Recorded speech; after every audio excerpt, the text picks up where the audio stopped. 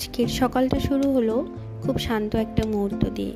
এক কাপ গরম green tea আর একটু নিজের সাথে সময় কাটানো, ব্যাস কি চাই আর জীবনে।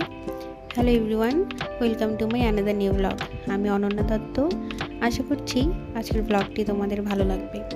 সকালের নরম আলো, চারপাশে একদম নিরিবিলি পরিবেশ, এই সময়টা আমার খুব প্রিয়। মনে হয় দিনের শুরুটা যদি এমন শান্ত শীতল হয় তাহলে তো পুরো দিনটা ভালো কাটবেই কাটবে। তো যাই হোক, সকালে এক কাপ গ্রিন টি নিয়ে নিজের মতো সময় কাটিয়ে একটু বসেছিলাম আরাম আয়েশ করতে। চা দিয়ে গ্রিন টি খেয়েছিলাম। এরপর মনে হলো খুব ক্ষুধা পেয়েছে, তাই ফ্রিজে একটুখানি টক মিষ্টি দই ছিল, সেটা বের করে মুড়ির সাথে খেয়ে নিলাম। খেয়ে নিয়ে আবার নিজের মতো সেই অলস সময় কাটানো শুরু করলাম। একদম ফোন চালিয়ে সেই রিলস দেখতে দেখতেই বেলা গড়িয়ে দুপুর 12টা। এরই মাঝে তাড়াহুড়ো করে স্নান করে এসে কাপড়টা মেলে দিলাম বেলকনিতে। কাপড়টাও শুকাতে থাকুক। গতকাল থেকে ওয়েদারটা খুব বেশি একটা ভালো না, তবে না আমার এই ওয়েদারটা খুব ভালো লাগছে জানো। এত বাতাস, জানালা খুললেই পশ্চিম দিক থেকে সজোরে বাতাস আসছে। ঘরের ফ্যানের আর কোনো প্রয়োজনই পড়ছে না। যাই হোক, স্নান করে এসে দেখি প্রায় বেলা 12:30টার মতো। আজ আর খুব ভারী কিছু না, একদম সহজ আর আরামদায়ক একটা খাবার রান্না করব। যেহেতু পালমশাইয়ের আসার সময় হয়ে গিয়েছে, তাই আর বেশি কিছু রান্না করার অপশন নেই। আর খিচুড়ি হচ্ছে এটার জন্য সব থেকে ভালো অপশন। খিচুড়ির থেকে মনে হয় বাঙালি সব থেকে কমফোর্টিং খাবার আর কিছু হতেই পারে না।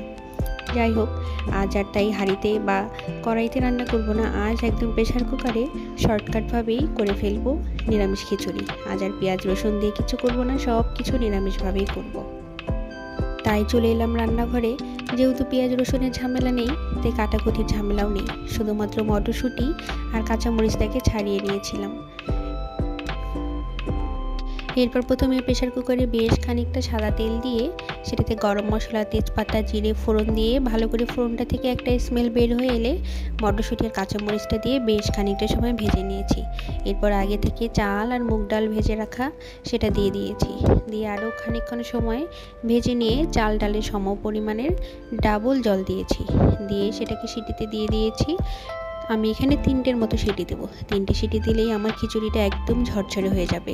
পালমশাই না পাতলা খিচুড়ি খেতে একদম পছন্দ করে না, তাই বাধ্য হয়েই আমাকে মুনা খিচুড়িটা করতে হয়। তবে আমার পাতলা খিচুড়িটাই বেশি পছন্দ।